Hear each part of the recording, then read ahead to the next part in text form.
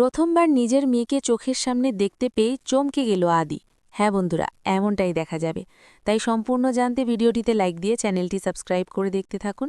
গল্পের শুরুতেই দেখা যাবে শুভ মোহনাকে সব কথা খুলে বলে। তখন মোহনা শুভকে বলে, আচ্ছা ঠিক আছে, সব কথা শুনলাম, এবার চশমাটা পরো দেখি।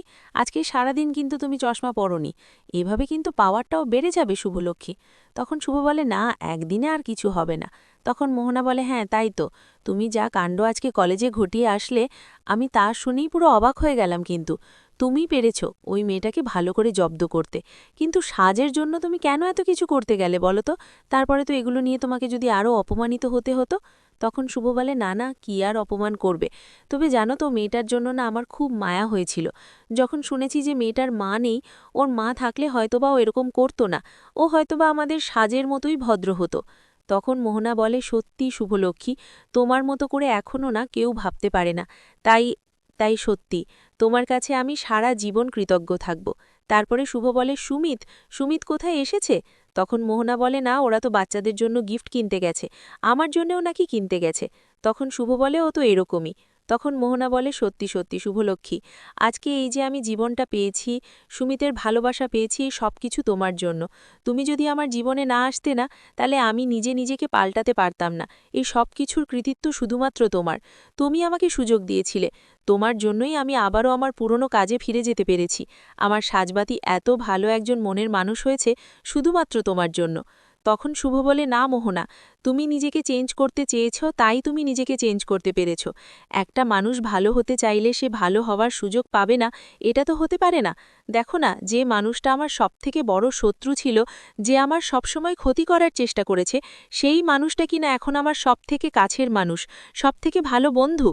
তখন মোহনা বলে, আচ্ছা শুভলক্ষ্মী, তুমি যদি আমাকে বন্ধুই মানো, একটা কথা বলি, তুমি না প্লিজ এই দিনটাকে তুমি ভুলে যাও। আর কত, অনেকগুলো বছর তো হলো, আর কত এই দিনটার জন্য নিজেকে দোষারোপ করবে বলো তো? স্ত্রী হারিয়ে যাওয়ার পেছনে তোমার কোনো হাত ছিল না শুভলক্ষ্মী, এটা তো একবার মন বোঝো।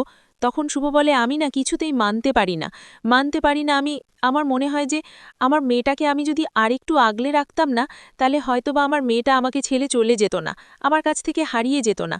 ওই গুরুদেবের সঙ্গে আমি যদি শত্রুতা না করতাম, তাহলে তো কিছু হতো না বলো, এসব কিছু হতো না। তখন মোহনা বলে, কিন্তু শুভলক্ষ্মী, গুরুদেব কিন্তু শেষ দিন পর্যন্ত বলে গেছে যে উনি নাকি স্ত্রীর খবর জানে না। আর তাছাড়া গুরুদেবের সবগুলো ডেরা, সেখানেও তো আমরা সবাই দেখেছি, কোথাও তো স্ত্রীকে আমরা খুঁজে পাইনি। আমার মনে শুভ, অন্য কেউ আমাদের শত্রু আছে, যেই কিনা আমাদের স্ত্রীকে আমাদের কাছ থেকে কেড়ে নিয়েছে, তার কাছেই আছে, বুঝতে পেরেছ? কিন্তু তার কাছে আমরা এখনো পৌঁছতে পারিনি, আমার না এটাই মনে হচ্ছে। তখন শুভ বলে, আমি তো বুঝতে পারছি না আমাদের কে এমন গুপ্ত শত্রু যে কিনা আমাদের এত বড় ক্ষতি করল। কে হতে পারে যে আমার মেয়েকে আমার কাছ থেকে কেড়ে নিল? সেটা গুরুদেব ছাড়া আর কে হতে পারে? তখন এই কথাগুলো ভাবতে থাকে শুভ। লক্ষ্মী ওদিকে আকাশেন সব কথা ভাবে, তখনই আরিয়ার কথা মনে পড়ে আকাশের, আর তখন আরিয়াকে ফোন করে। ওইদিকে আরিয়া শপিং মলে শপিং করছে, তখনই ফোনটা দেখেই ফোনটা ধরে নেয় আর বলে, ড্যাড, তোমার এখন সময় হলো, তুমি এখন আমাকে ফোন করলে? তখন আকাশ বলে, তুমি জানো তো আরিয়া যে আমি ব্যস্ত থাকি, তোমার ড্যাড আর 5টা মানুষের মতো নয়, কর্মচারী নই আমি, আমার আন্ডারে অনেকগুলো মানুষ কাজ করে। তখন আরিয়া বলে, আমার সব থেকে যখন তোমাকে দরকার হয় তখনই তোমাকে পাই না ড্যাড। তখন আকাশ বলে, সরি বেটা, সরি, আমি বললাম তো, তোমাকে তো বুঝতে হবে, তোমার পাপা একজন বিজি মানুষ, তাই তোমাকে ওরকমভাবেই সবটা হ্যান্ডেল করতে হবে।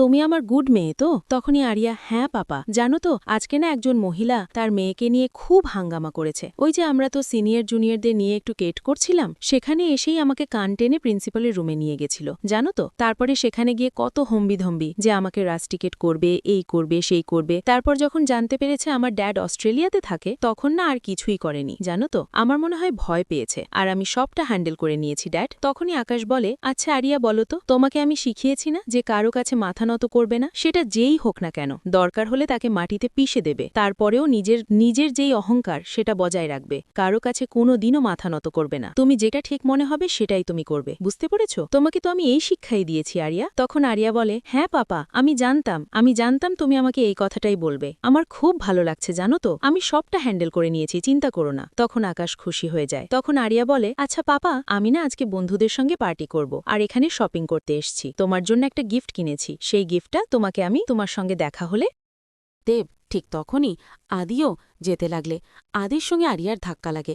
তখন দুজনের ব্যাগ ওলটপালট হয়ে যায়। ওদিকে আকাশ বারবার বলতে থাকে, আরিয়া আরিয়া, কিন্তু ফোনে আরিয়াকে পায় না। তখন আকাশ বলে, কি হলো মেয়েটার, কোনো কথাই তো আসছে না। তারপরে আকাশ ফোনটা রেখে দেয়। ওদিকে আদি আরিয়া নিজেদের ব্যাগপত্র ওলটপালট হয়ে গেলে কোনোভাবে তাড়াতাড়ি করে আদি গুছিয়ে নেয় ব্যাগপত্রগুলো। তখন আরিয়ার দিকে তাকিয়ে মনে মনে ভাবে, মেয়েটাকে কোথায় যেন দেখেছি মনে হয়, এরকম মনে হয় কেন। তারপরেই আদি তাড়াতাড়ি করে সেখান থেকে বেরিয়ে পড়ে। ওইদিকে আরিয়া নিজের বাবার জন্য গিফটটা কিনেছিল, সেই গিফটটা খুঁজতে থাকে আর বলে, ড্যাডের জন্য যে গিফটটা কিনেছিলাম সেটাই তো খুঁজে পাচ্ছি না। তখন ওর বন্ধুরা বলে, থাক না, আরেকটা নামে কিনে নিবি। তখনই ওর বন্ধু একটা বক্স দেখতে পায় আর বলে, আরিয়া এটা কি রে?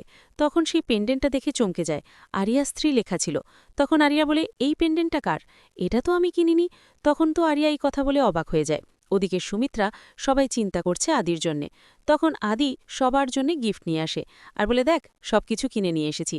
তখন ঋদ্ধি বলে, বাবা অনেক কিছু কিনে নিয়ে এসেছিস। তখন ঋদ্ধি সেই আকাশের জন্য কেনা গিফটটা খুলে দেখে আর বলে, এটা এটা কার? তখন আদি বলে, এটা তো আমি কিনিনি। এটা কে কিনেছে তাহলে? তাহলে কি যে মেয়েটার সঙ্গে ধাক্কা লেগেছিল সেই মেয়েটার এটা? ওদিকে স্ত্রী বলে, ওই যে আঙ্কেলের সঙ্গে দেখা গেলাম মনে হলো তার সঙ্গেই মনে হয় এটা চেঞ্জ হয়ে গেছে। আজকে যে সারাদিনে কি হচ্ছে কিছু বুঝতে পারছি না। তখন আকাশ বলে, ওই মেয়েটার সঙ্গে পাল্টাপাল্টি হয়ে গেছে।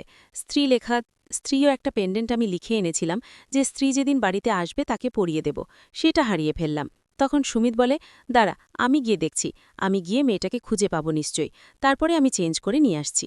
এই বলে সুমিত বাইরে গিয়ে শপিং মলে খুঁজতে থাকে, কিন্তু আরিয়াকে কোথাও পায় না। তখন সুমিত বলে, না মেয়েটা নিশ্চয়ই চলে গেছে, তাহলে আর দেরি করে লাভ কি?